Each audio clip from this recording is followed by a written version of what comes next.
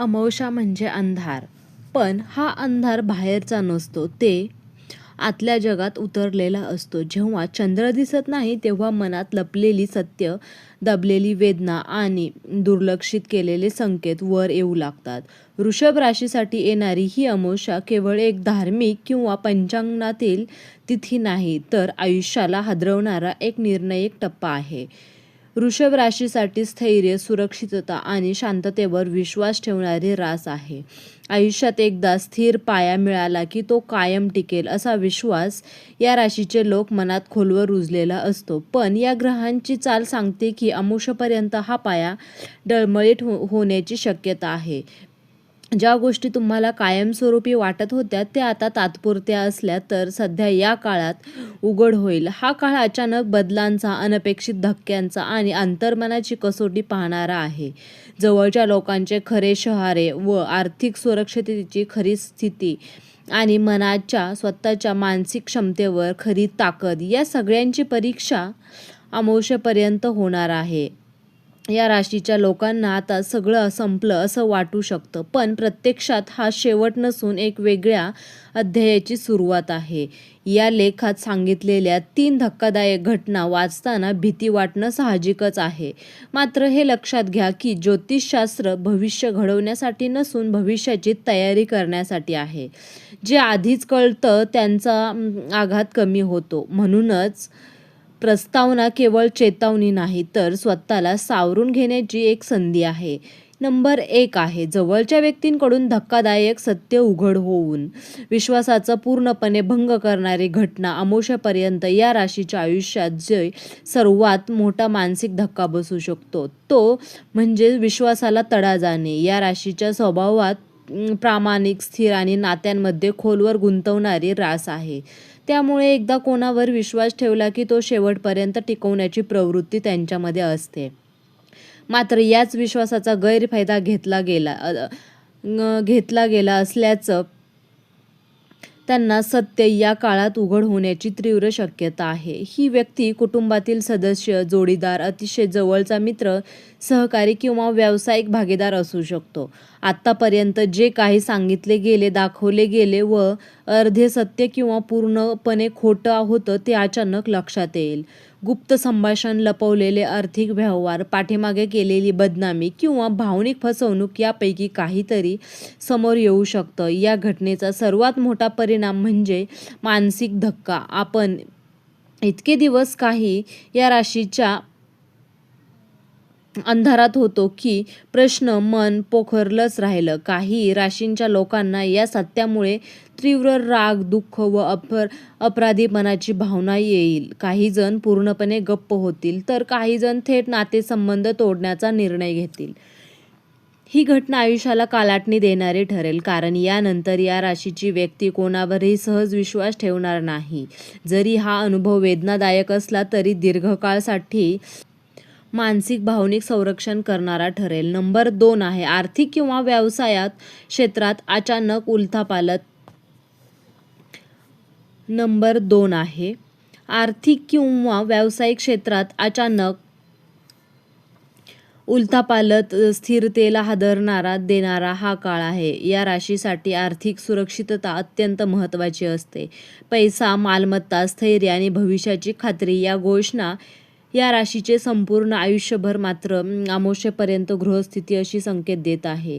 हीच सुरक्षितता अचानक डळमळीत होऊ शकते. नोकरी करणाऱ्यांना या राशीच्या लोकांसाठी अचानक जबाबदारी वाढणे, वरिष्ठांकडून दबाव, अपेक्षापेक्षा कमी बदली किंवा कामात अनिश्चितता निर्माण होऊ शकते. काहींना नोकरी बदलण्याचा विचार जबरदस्तीने करावा लागू शकतो. व्यवसाय करणाऱ्यांसाठी हा काळ अधिक धक्कादायक ठरू शकतो. अपेक्षित पेमेंट अडकणे, भागीदाराचा विश्वासघात, कायदेशीर अडचणी किंवा अचानक तोटा होण्याची शक्यता आहे. आधी केलेल्या चुकीच्या गुंतवणुकीचे परिणाम आता समोर येऊ लागतील.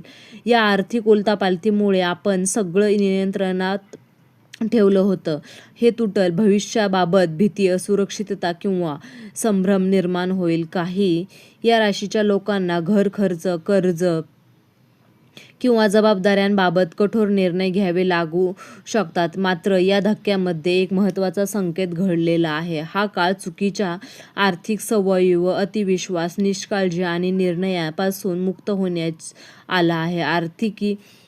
आर्थिक उलाढालीचे कमकुवत आहे हे या काळात कोसळतील, जेणेकरून पुढे अधिक मजबूत पाया घालता येईल. नंबर 3 आहे मानसिक ताण, आरोग्याचा इशारा आणि आतून होणारा स्फोट. दुर्लक्ष केल्यास मोठी किंमत मोजावी लागेल. अमावस्येपर्यंत या राशीसाठी तिसरी व कदाचित सर्वात धोकादायक घटना म्हणजे मन शरीर दोन्ही पातळीवर येणारी तीव्रता. पहिला आणि दुसरा धक्का हा बाह्य स्वरूपाचा असणार दिसत नाही, पण त्यांचे परिणाम आयुष्याच्या प्रत्येक भागावर उमटू शकतात. या राशीची सर्वात मोठी कमजोरी म्हणजे भावना आतमध्ये साठवून ठेवणे. त्रास झाला तरी व्यक्त न करत सहन करण्याची सवय. सगळं ठीक आहे असा मुखवटा लावून जगण्याची प्रवृत्ती या काळात घातक ठरू शकते. अमावस्येपर्यंत हा साठलेला मानसिक काळ एका टप्प्यावर फुटण्याची शक्यता आहे. याचा पहिला परिणाम म्हणजे झोपेवर होऊ शकतो. झोप न लागणे, मध्य जाग येणे, डोक्याच्या विचारांची गर्दी असणे, भूतकाळातील प्रसंग पुन्हा पुन्हा आठवणे हे लक्षणे दिसू शकतात. या राशीच्या लोकांना विनाकारण चीड, रागावर नियंत्रण न राहणे, अचानक भावना कोलमडणे अनुभवास येईल. शारीरिक पातळीवर यांचे संकेतही स्पष्ट आहेत. मान, खांद्यामध्ये कडकपणा, पाठीचा त्रास, पोटाशी संबंधित समस्या, आम्लपित्त, भूक न लागणे, उलटी, खाणे यासारखे बदल जाणवू शकतात. काहींना रक्तदाब, साखर किंवा हार्मोनल असंतुलनाचे संकेत मिळू शकतात. हे आजार अचानक निर्माण झालेले नसून दीर्घकाळ दुर्लक्षित केलेल्या ताणाचे परिणाम असतील. या काळात सर्वात धक्कादायक गोष्ट म्हणजे स्वतःबद्दल निर्माण होणारी नकारात्मक भावना. मी अपयशी ठरलो, माझ्यावरच हे का होतं, माझं नशीबच असं आहे, असे विचार मनावर ताबा घेऊ शकतात.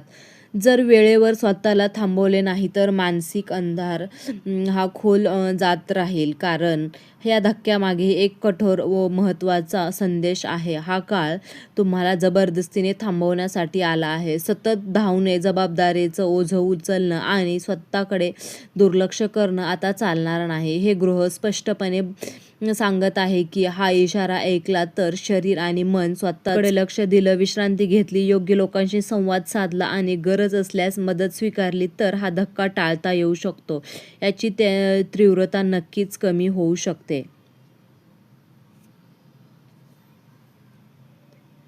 नाती व सवयी कायमचे बदलू शकतात. विश्वासघात आणि आर्थिक अस्थिरता आणि मानसिक थकवा या तीनही गोष्टी एकाच वेळी आल्यावर कोणाच्याही पायाखालची जमीन सरकू शकते. पण या सगळ्यांच्या पलीकडे एक कठोर सत्य आहे. जे कोसळतं ते आधीपासूनच कमकुवत असतं. अमावस्या तुमच्याकडून काही हिरावून घेत आहे. जर ती गोष्ट तुमच्यासाठी योग्य नाही.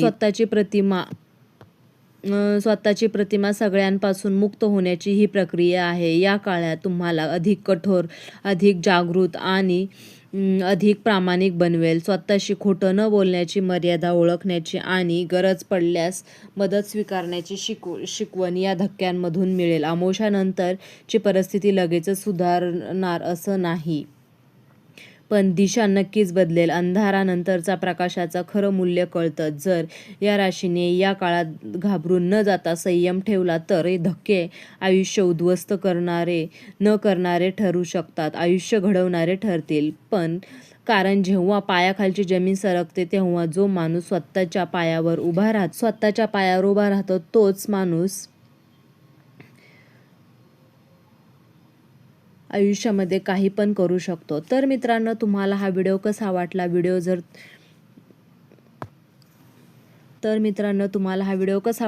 जर आवडला असेल तर व्हिडिओला लाईक करा, चॅनलला सबस्क्राईब करा आणि हा व्हिडिओ तुम्ही शेवटपर्यंत पाहिल्याबद्दल तुम्हा सर्वांचे मनापासून खूप खूप धन्यवाद.